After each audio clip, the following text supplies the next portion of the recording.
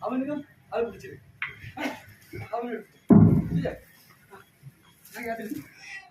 என்ன கேட்கியோ அதை தருவோம் சரியா ரெண்டு பேர் இருக்கோம் வேறு என்ன ரெண்டு பேர் இருக்கோம் வணக்கம் வேறு என்ன வயது இல்லையா அடியாப்பா